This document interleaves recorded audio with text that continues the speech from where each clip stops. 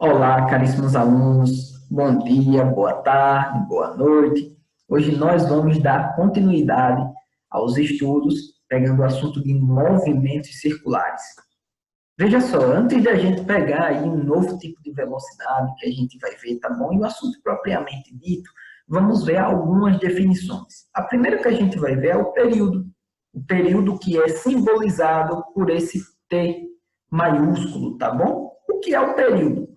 O período é o tempo necessário para que um evento se repita. Ora, professor, como assim? Vamos pegar o exemplo de um carro que está em uma corrida, tá bom? Em uma pista, e que ele fica aí girando, girando, girando nessa pista até que complete um certo número de voltas, que é o caso, por exemplo, da Fórmula 1.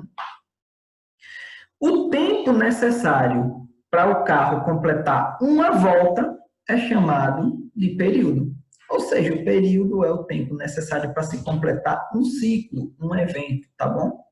A gente tem também a frequência, tá bom, pessoal? A frequência nada mais é do que o número de vezes que um evento ou um ciclo, nesse caso, se repete durante certo intervalo de tempo. Naturalmente, como o período é dado em segundos, já que ele é um tipo de tempo, tá bom? E a unidade padrão de tempo é segundo, a frequência, quando eu colocar o número de vezes pelo tempo, vai ser o número de vezes a cada segundo, que é o tempo padrão, tá bom? Então, quando eu pego lá número de vezes por segundo, eu tenho uma unidade que é chamada de hertz.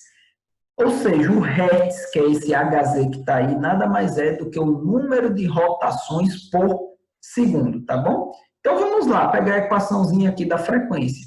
Se eu quero encontrar ela, como a própria definição já diz, eu posso encontrar ela através do número de vezes do evento pelo tempo por segundo que ele acaba se repetindo, tá bom?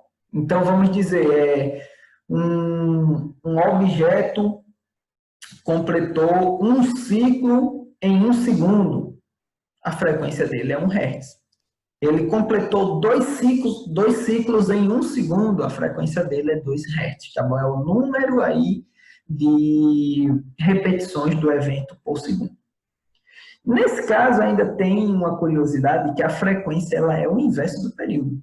Então, se eu tiver o período e quiser encontrar a frequência, dá para encontrar ela através dessa equação. Veja, 1 sobre t, que é justamente o período. E se a frequência é o inverso do período, o período também é o inverso da frequência, tá bom? Então, se eu tiver já a frequência e quiser agora calcular o período, eu posso utilizar essa equação daqui. O período vai ser 1 sobre f, que é justamente a frequência. Ah, professor, tem alguma outra unidade de frequência? Por exemplo, a velocidade em metros por segundo também tinha o quilômetro por hora. Tem alguma outra de frequência também? Tem sim. Tem uma bem importante que é a rotações por minuto, que é chamado de RPM. E como é que eu transformo o RPM em Hertz? Lembra lá que o Hertz nada mais é do que rotações por segundo? Se eu ponho rotações por minuto, qual é a relação entre minuto e segundo? Um minuto tem 60 segundos. Então, aí, toda vez que eu quiser passar de rotações por minuto para Hertz, que é o rotações por segundo, tá bom? Só eu dividir por 60. E se agora eu quero passar de Hertz para rotações por minuto, eu multiplico o valor que eu encontrei por 60. Apenas isso. Continuando, agora a gente vai falar de um novo tipo de velocidade, que é a velocidade angular.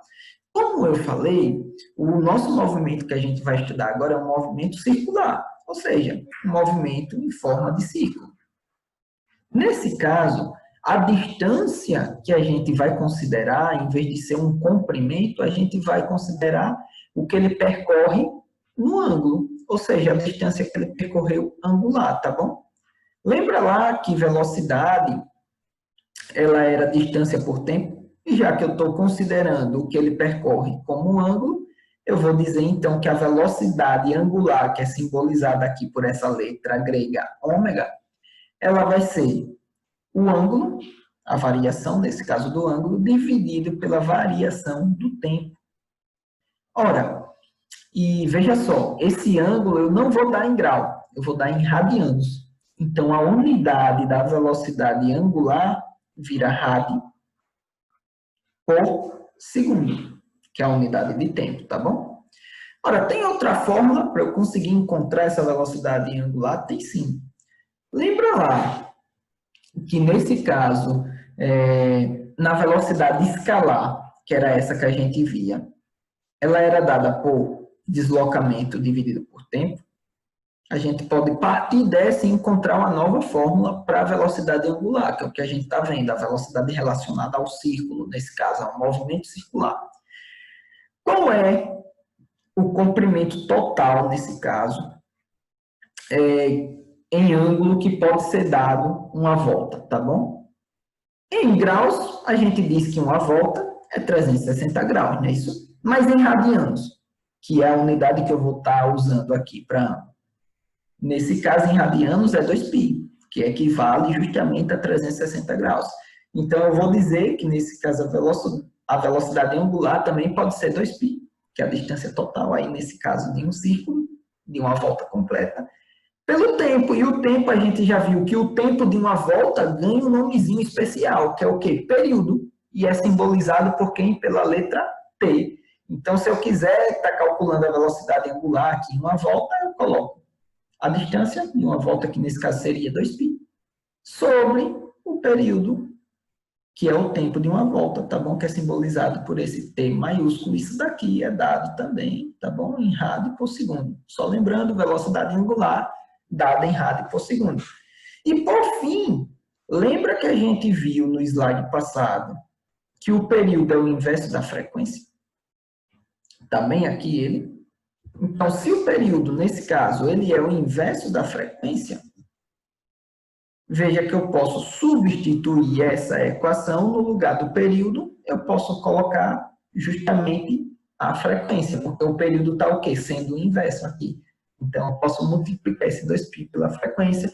Essa daqui é uma outra forma de tentar, nesse caso, encontrar, tá bom, o valor da minha velocidade angular. Agora, a gente pode relacionar também aquela velocidade que a gente já via, que é chamada de velocidade escalar, com a velocidade angular. Veja só como é que a gente pode fazer essa relação. O que é relacionar, tá bom, professor, que você está dizendo? É encontrar uma através da outra. Ou seja, encontrar a velocidade angular através de um valor que você já tenha da velocidade escalar, tá bom, desse móvel. Exemplo, tem uma relação matemática, tá bom? Que diz o seguinte, que nesse caso, o comprimento aqui do arco, ele é igual ao ângulo percorrido vezes o raio, nesse caso, desse círculo. Se eu dividir todo mundo aqui pelo tempo, os dois lados da equação, veja que aqui fica ΔS por ΔT e aqui ΔΦ por ΔT.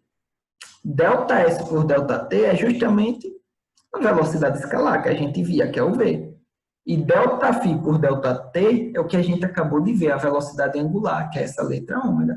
Então, se eu já tiver a velocidade escalar e quiser achar a angular, eu posso utilizar essa fórmula aqui.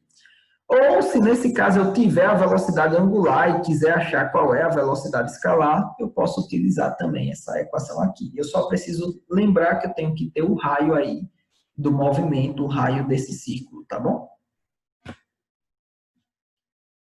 E agora a gente vai ter um novo tipo de aceleração, tá bom? É chamada de aceleração centrípeta.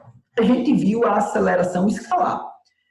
A aceleração escalar, ela está relacionada, nesse caso, à velocidade escalar também. Ou seja, quando aquela velocidade escalar variava, como a gente viu, a gente tinha aceleração escalar, também chamada de aceleração tangencial. Mas nesse caso aqui, a gente vai ter uma nova aceleração que é chamada de aceleração centrípeta. Ela só existe em movimento circular.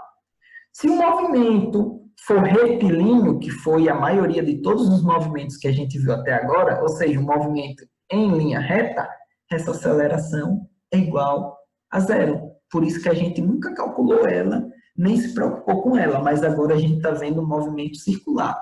Então, só para decorar na cabeça, aceleração centrípeta, C de círculo. Esse C de centrípeta assimile com C de círculo. Ou seja, ela só vai ter valor diferente de zero se o movimento for circular, tá bom? E nesse caso, ela tem uma particularidade, ela sempre aponta para o centro do movimento. É isso que está mostrando aqui, ó, nessa figura. Veja que independente do local que a bolinha está se movimentando, esse A, que é a aceleração centrípeta, ela sempre está apontando aqui para o centro, tá bom? Onde é que essa aceleração vai ser aplicada muito no cotidiano? É ela uma das grandezas que vai estar ajudando a explicar o movimento da Lua. Por sinal, é isso que está tentando ser simbolizado nessa figura. A Lua está girando aí em torno da Terra. A mesma coisa acontece com a Terra girando também em torno do Sol, tá bom? Outro canto que ela pode estar sendo aplicada um pouco mais próximo da gente, quando a gente está dentro de um carro e está fazendo uma curva em uma certa velocidade, tá bom? O que é que acontece? Naturalmente, todo mundo já percebeu que, vamos dizer, que tem aqui a curva, você está seguindo nessa direção. Quando o carro começa a virar, o seu corpo ele acaba sendo impulsionado para esse lado esquerdo, não é isso? Já que o carro está virando para o lado contrário, para a direita, né? Se o seu corpo é impulsionado para a esquerda, o carro deve estar sendo impulsionado também, né? Faz sentido. Por que que o carro não sai da pista? Justamente porque essa aceleração centrípeta gera uma força, que é chamada de força resultante centrípeta, que aponta aqui ó, para o centro, que é o que está sendo mostrado aqui. Ó. Então, é ela também que acaba agindo, tá bom? E fazendo com que o carro não escape, tá bom? Lógico que dependendo das forças, o carro pode derrapar, né? Isso dependendo da força de atrito, se ela não for suficiente, e coisas que a gente vai discutir um pouquinho mais à frente. Mas, enfim, como é que a gente calcula essa aceleração centrípeta? Essa aceleração centrípeta, tá bom? Ela é calculada através dessa equação aqui. AC, que é a aceleração centrípeta, pode ser calculada através da velocidade escalar ao quadrado dividido pelo raio aí do círculo que está sendo feito pelo movimento.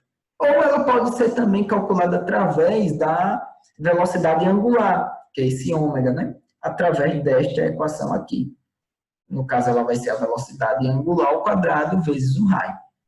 Ou seja, se eu tenho velocidade escalar, acho a aceleração centrípeta por essa equação.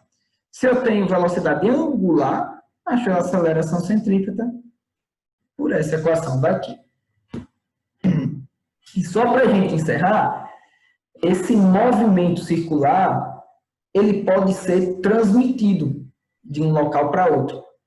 Ou seja, vamos dizer que eu tenho uma roda aqui e eu ligue uma corrente nela. Se eu começar a girar essa roda, a outra roda que está ligada aqui na corrente, que é a rodinha B, vai começar a girar também. Ou seja, a gente acabou transmitindo o movimento de uma para outra. Onde é que isso daqui se aplica totalmente no cotidiano? Em uma bicicleta. O giro que você impõe, o movimento circular que você impõe na coroa de uma bicicleta, vai para a catraca, fazendo com que o pneu da sua bicicleta gire, tá bom? E nesse caso, já que a corrente é a mesma, a corrente se movimenta aqui com a mesma velocidade escalar. Nesse ponto também. Nesse ponto também. Então, o que é que a gente vai dizer? Que a velocidade aqui na corrente, ou seja, nesses pontos, é igual tanto na roda A como na roda B, tá bom? Transmitiu aí, nesse caso, essa velocidade.